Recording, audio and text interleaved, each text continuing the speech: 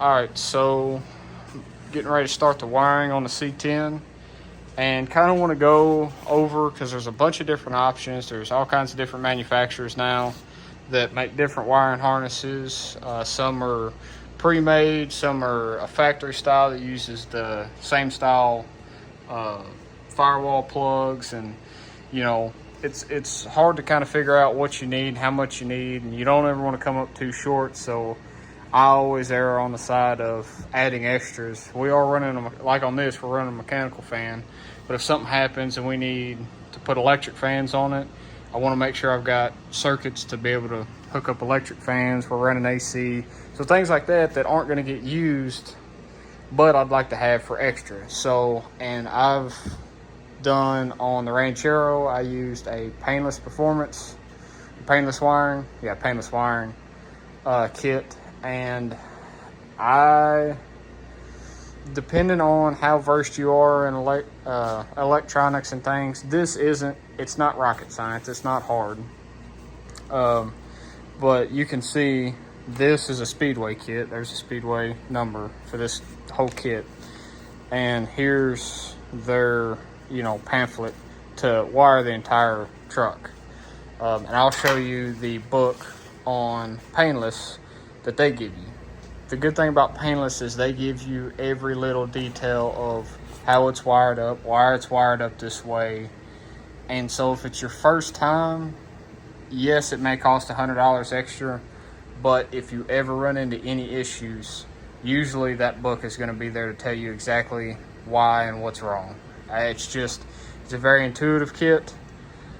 The Speedway kit is a very good kit. I've also used one of these. There's some things that I do like about it and I don't like about it, and I'll kind of get into it as I start to wire it up, and kind of break down on the good and the bad and what I would like to see. And I mean, at the end of the day, I'm obviously using this again, so it's not a bad kit, and I think it'll do us just fine. So that's kind of the plan now, and I'm going to break it out in the cab, kind of stretch all the wires out and show you kind of how I have started to wire them. I'm not going to say I'm professional at all.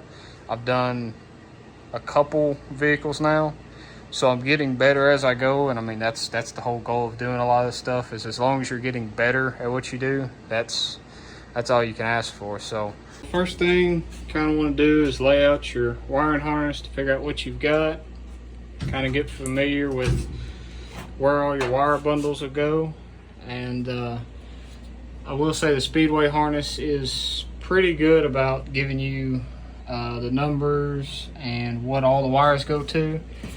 And the nice thing about getting one of these kits is everything's labeled. All your wires are labeled on where they go. So even if you get kind of confused, you got to go back and work on it later, it's all going to be pretty easy to find where everything is. And then, like I said, depending on your kit you buy, you may have a lot of extras. Like, we're not going to have power windows or cruise control or power seats, electric fans, things like that. So you will have some extra wires you can just tuck up out of the way, either underneath the carpet or in the dash, but shouldn't be too big of a deal. So after you get it all kind of laid out, get all your bags laid out on what everything does, if you're using this wiring kit and you've got a 70s or 80s model C10, looks like, you should be able to use the factory holes and the factory bolts. You just have to pull them out with some vice grips, and should be able to bolt it up back to the firewall and run it down. Now you will have to make a patch plate to cover up that hole, and we're just going to cut it out of this, drill some holes in it, and seam seal it to the wall. And so should all be pretty factory looking, and then be able to start running your wires.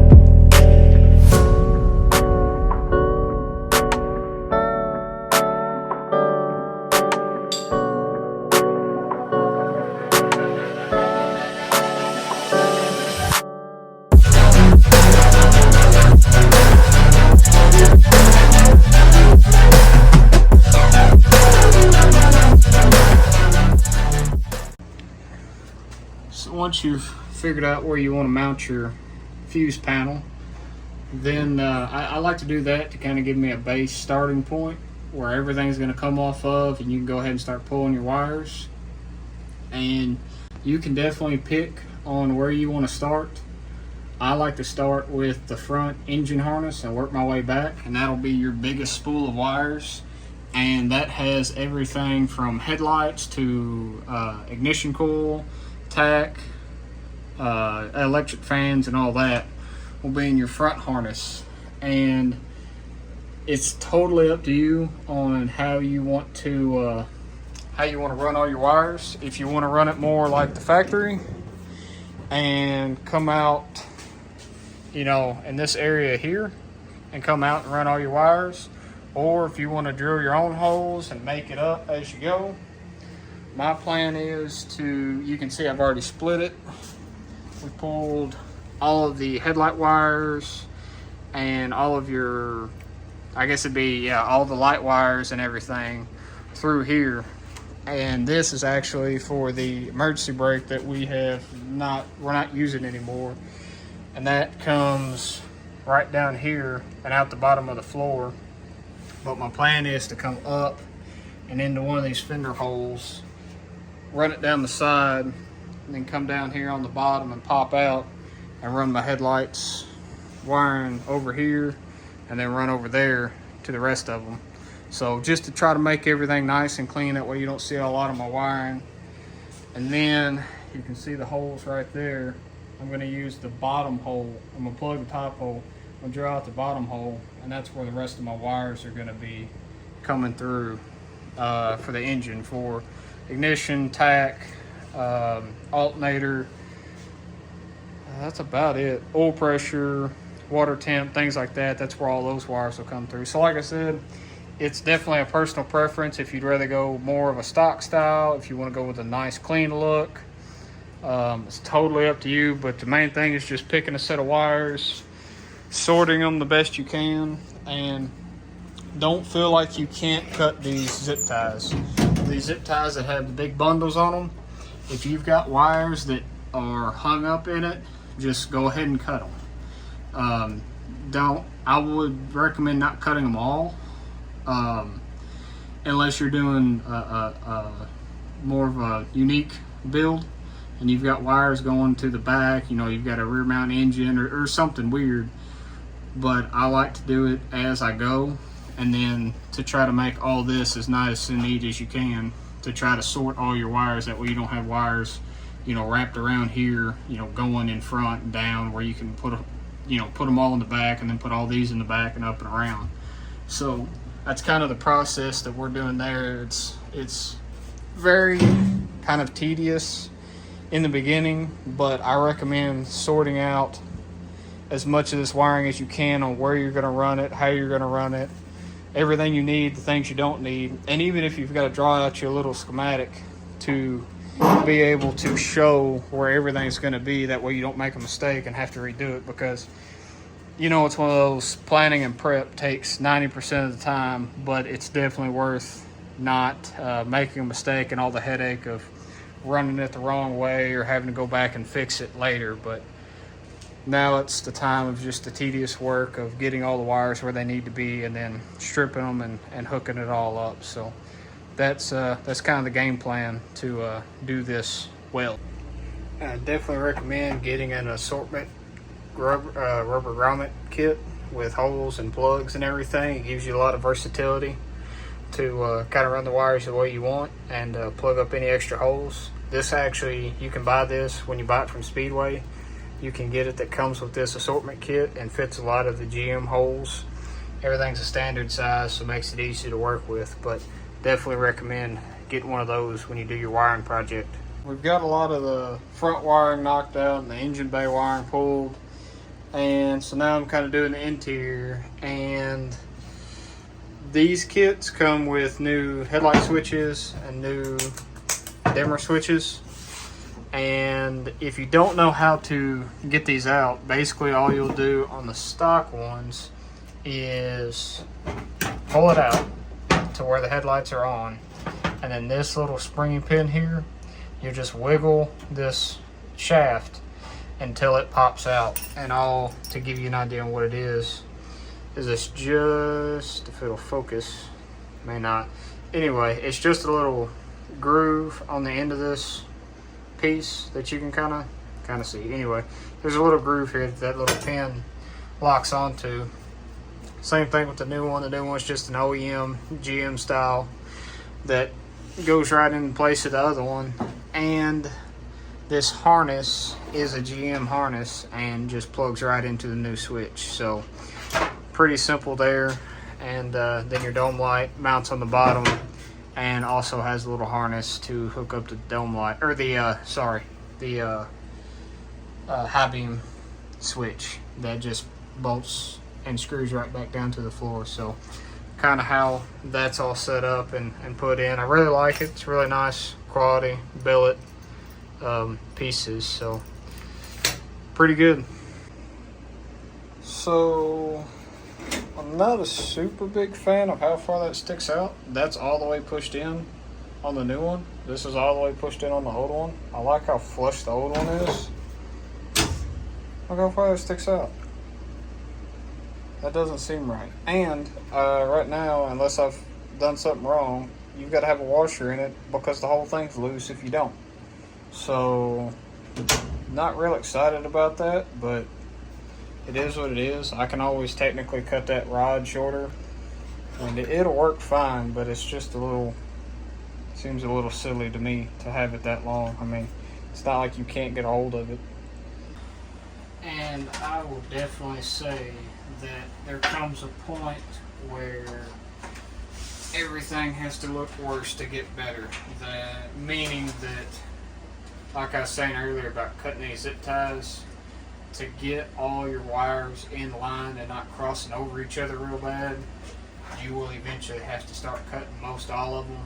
And it's going to be a mess. It's going to be a little bit stressful because it went from looking really nice and pretty to kind of a mess.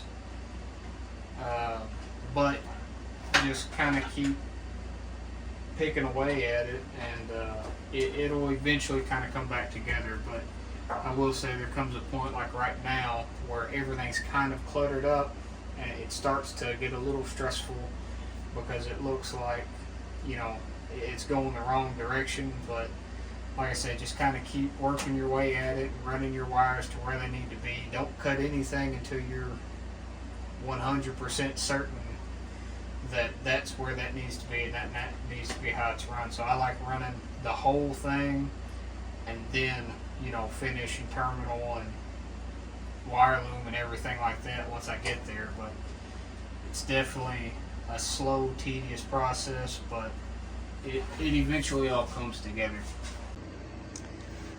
One of the next things you may run into is that this wiring harness is for, the steering column is for a 69 to 74, and it's a 3 7/8 plug.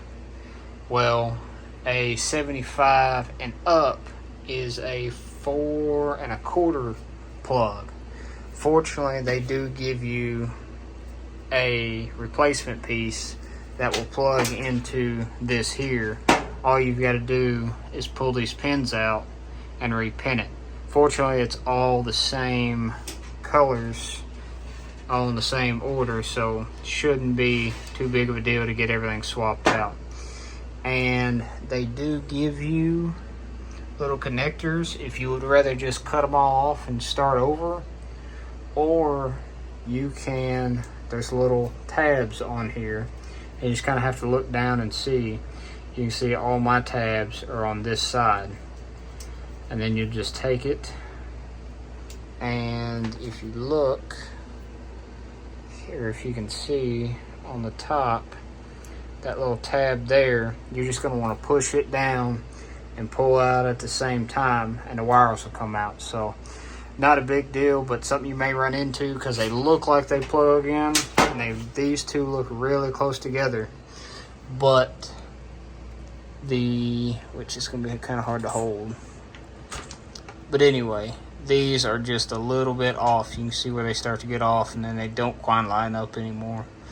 But not a big deal. get all this swapped around and get this harness plugged in. One thing about doing these is make sure you bend up that little tab there, and that way they'll lock in. Once you push them down, they don't like to lock back in, and you should hear a click once you push it through to make sure it's all the way pushed in. But other than that, pretty simple. Just get you an ice pick or a pick, and then one of these little electrical screwdrivers, something pretty small, and that's the click you want to hear. And hopefully everything will work just like it's supposed to. In theory, everything should line up. All your colors should line up. Should just, oh, see, I didn't get that one right. So I have to take it back apart and bend that one out a little bit more, but that's how it should look when it's all done, but I gotta fix that.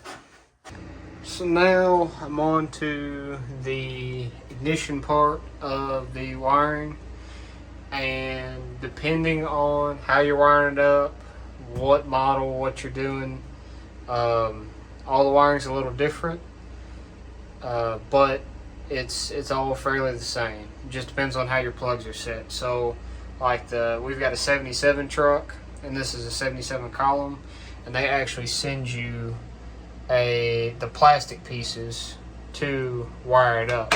Now you can buy pigtailed wire plugs, and that part number is there, and that's through Flaming River to get their pre-done wires. But if you're on a budget and or in a time crunch, because it's like $45, you can just use theirs. They give you all the connectors you need. You don't need anything fancy, just a set of wire strippers and some needle nose pliers, and you can get them, you know, bent in there and put together. The wiring diagram is okay. It's upside down compared to what you're looking at in the truck, but it all is kind of self-explanatory. And then next thing I'm going to do is neutral safety switch and reverse lights. Also would be a little different depending on what you're using, but this is through the Flaming River, so you've got a couple different wiring diagrams you got to kind of go off of to get everything together. But it's not too big of a deal. It did take me a little bit to kind of get everything sorted, because all of them are a little different. If you're running an actual key ignition, it's actually really easy. That you just run the wires directly to it. Super simple and easy to do. But this here, you've got a couple jumper wires that go across, and makes it a little bit more of a hassle, but it's not too big of a deal. Just kind of take your time. Another little thing, if you've got some connectors you got to do, instead of doing the blue crimp connectors, I've started using these, and these are, they've got built-in solder in them. They've got glue. The little blue part on this is the glue, and the whole thing is heat shrink, so you can heat it up with like a heat gun. You can use a lighter. They don't recommend it. You just got to be very careful with a lighter or you'll melt it. But they seem to be doing pretty good. They're good and waterproof, and they've got, like I said, they've got solder in the middle, so this is really good for connections. You can pick them up on Amazon. You can pick a whole bunch of them up. I like them pretty well. I don't know if there's a good name brand one, or just kind of any of them is fine as far as I can tell, but these are super handy. So when you're trying to tidy up a lot of these wire bundles, before you put it in wire loom, or if you don't want to run wire loom, the best thing to do instead of electrical tape, it's called Tessa tape. You can buy them by the packs, so like 5 from Amazon, and it's a felt style tape that doesn't get all sticky when you have to take it off or have to mess with your wires. You know, regular electrical tape, the hot and cold gets all gooey and sticky and just makes a mess. But this stuff right here usually does pretty good about not doing that. It just sticks to itself, and I like to wrap it up every 6-8 inches as it goes to kind of keep everything nice and tidy and up out of the way while I'm working. But just another one of those little tips to to make everything go a little bit smoother. Now we've got a lot of the wiring knocked out. Here comes the last part of the goodies. If you know what it is, this is the Invisidash from Autometer digital gauge cluster. So pretty excited to get this thing put in. I think it's gonna look awesome, and shouldn't be too bad to wire up. I wired mine up in a Ranchero, and it's pretty self-explanatory and pretty easy to wire up, and should look really good in there. So I'm gonna get this unboxed and try to get it put in. All right, so I don't know if I'll go super in depth with the wiring. It's pretty self-explanatory. The only thing you've got to be careful of is that pink little clamp. Be very careful with it because I broke it on a Ranchero. But that's pretty easy to do. And the only other thing you'll have to do is your your pink battery power. That's a constant power that needs to come, a constant 12 volts. So, no, sorry. Anyway, your red, long story short, whatever wire it is, your constant 12 volts, this kit does not have a constant 12 volt power that goes to the gauge cluster. So you can either run one directly from the battery, you can pull it off something else. If you're not using one of your accessory wires, as long as it's a battery constant 12 volts, and basically that's just for like time and things like that the gauge cluster needs to always have a constant 12 volts. But anyway, so that's the only kind of weird thing that you'll have to decide on yours on what you'll do for a constant 12 volts. But everything else, Autometer is very detailed on how you hook it up and why it's hooked up that way. So I'm not going to go super in depth in it, and shouldn't be too big of a deal to do. And you can heat shrink and solder or wire crimp these connections together, because it will cut. If you ever need to take the gauge cluster out, you'll just pop that little tab out and the whole cluster should come out. So you don't have to worry about putting spade connectors or some kind of plug on it to remove it from the truck, because it'll remove it from the back of the cluster itself.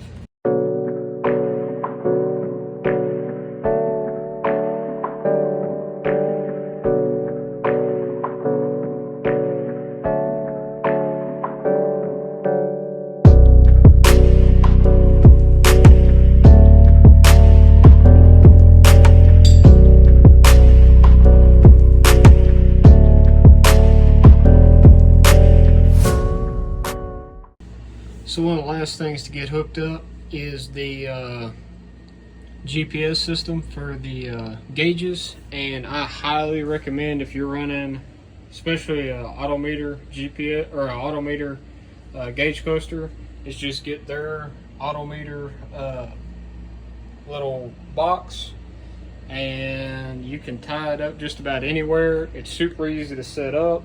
It's only got 3 wires, which the gauge cluster harness gives you. You can see it's the red, black, and purple wires they call violet.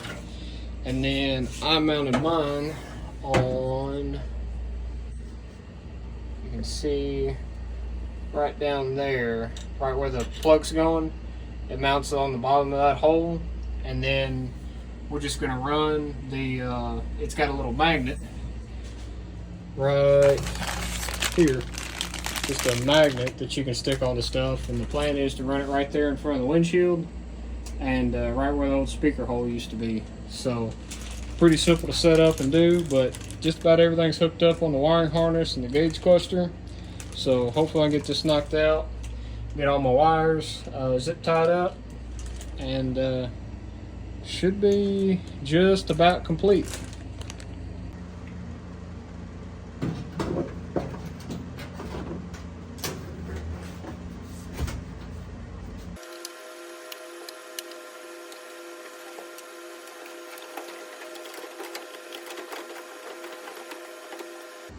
Some of this does not seem right, but I didn't take it apart, so I don't know how it goes back together, but this will work for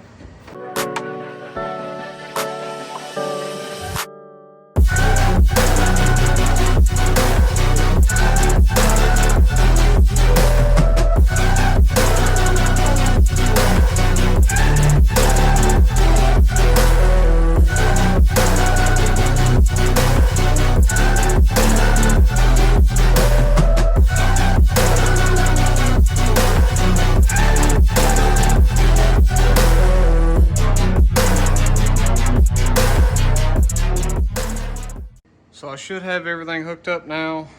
Battery cable's on, grounded, alternator, starter. Everything should be hooked up, plumbed up, well, wiring wise, except for these, but those are headlights, so that doesn't matter. Everything seems to be okay. So all the wires are tied up down there. So let's see if I did a good job. No.